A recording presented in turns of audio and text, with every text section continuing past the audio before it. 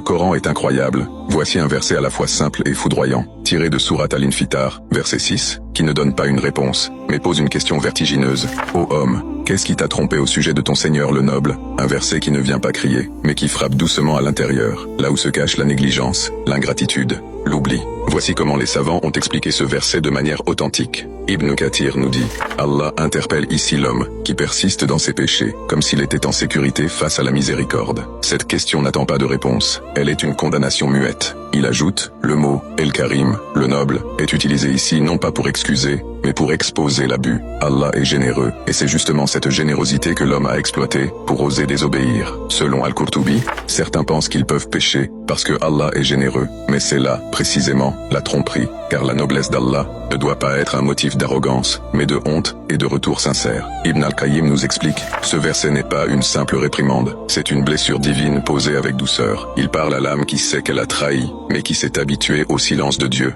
Ce verset, c'est Allah qui s'adresse à toi, directement. Il ne dit pas « aux croyants », ni « aux serviteurs », il dit « ô homme, toi, faible, négligent, en fuite ». Et il ne t'accuse pas, il te pose une seule question. Qu'est-ce qui t'a trompé au sujet de moi? Est-ce ma patience, mon silence, mon pardon répété, mon absence apparente? Qu'est-ce qui a fait que tu as cessé de te méfier de ton propre cœur? Que tu as cru que je ne voyais plus? Que tu as pensé que je ne comptais plus? Birabika al-Karim, ton Seigneur, le noble. Il ne dit pas le juge, le puissant, le vengeur. Il dit, le noble, celui qui donne, même quand tu oublies de demander. Celui qui couvre, même quand tu multiplies les fautes. Celui qui attend, même quand tu pars sans dire pourquoi. Mais sa noblesse n'est pas une excuse, c'est un rappel, un miroir, un électrochoc. Comment as-tu pu trahir quelqu'un d'aussi noble? Ce verset est bouleversant. Il fait si mal, parce qu'il ne crie pas, il te regarde en silence. Il pose une question, et te laisse seul avec ta réponse. Et souvent, tu n'en as pas, parce que tu sais que tu as été trompé, par ton propre cœur, par ta paresse, par ton insouciance. Et ce verset ne te condamne pas par la colère, mais par l'évidence de ta propre lâcheté. Ce verset, c'est Allah qui t'appelle,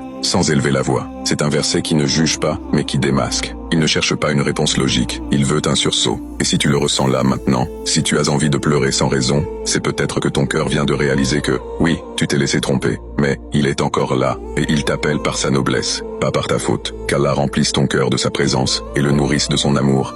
Amin, en commentaire.